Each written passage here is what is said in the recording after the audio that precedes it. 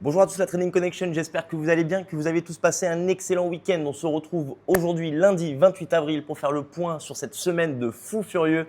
Je vous rappelle que cette semaine, c'est la semaine placée sous le signe de l'emploi aux États-Unis. Vous n'avez pas seulement l'emploi, vous avez aussi les chiffres du PIB au premier trimestre, les résultats des GAFAM, Microsoft et Meta qui sortent leurs résultats mercredi soir après la clôture des marchés.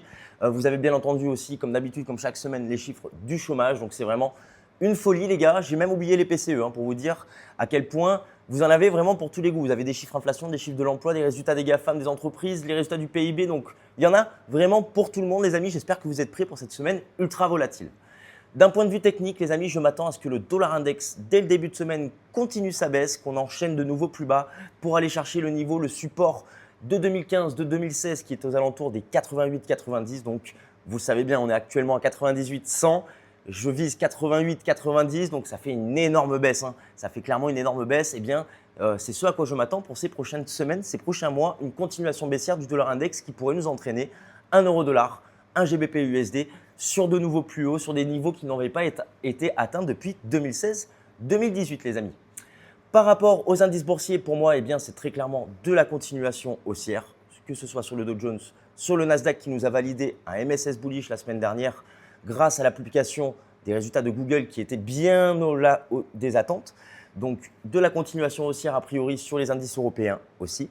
Le gold qui est actuellement à 3320, je m'attends à que la hausse se poursuive. Je me suis malheureusement fait BE sur le gold cette nuit à 3-4 heures du matin. Vous avez vu cette énorme phase de baisse pendant la session asiatique. Eh bien, je me suis fait BE. J'étais placé à 3284 depuis vendredi dernier. Malheureusement, je n'ai pas pu reprendre la position au vu de l'heure à laquelle le BE a été touché, les amis.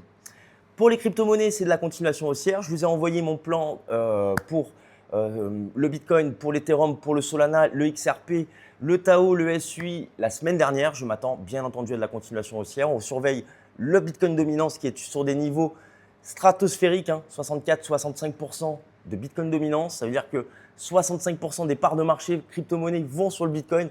Il faut que ça cesse, très clairement. Il faut que ça baisse. Et ça tombe bien, les amis, car nous sommes sur des énormes niveaux de vente. Je m'attends à un retour de la BTCD à 50-52% pour ces prochaines semaines. On se retrouve, les amis, plusieurs fois cette semaine. On se retrouvera vendredi prochain sur YouTube pour une session trading, les amis, dans laquelle je prendrai des positions en direct avec vous comme chaque semaine lors des journées les plus importantes. Nous allons aussi nous retrouver tous les jours sur TikTok, la Trading Connection, tous les jours à midi, 14 h selon les résultats américains. Et bien entendu sur le groupe privé avec les membres du groupe VIP tous les jours en live, le matin à 9 h et l'après-midi à 14 h. Voilà, on se retrouve plus tard, les amis. Je vous ferai une autre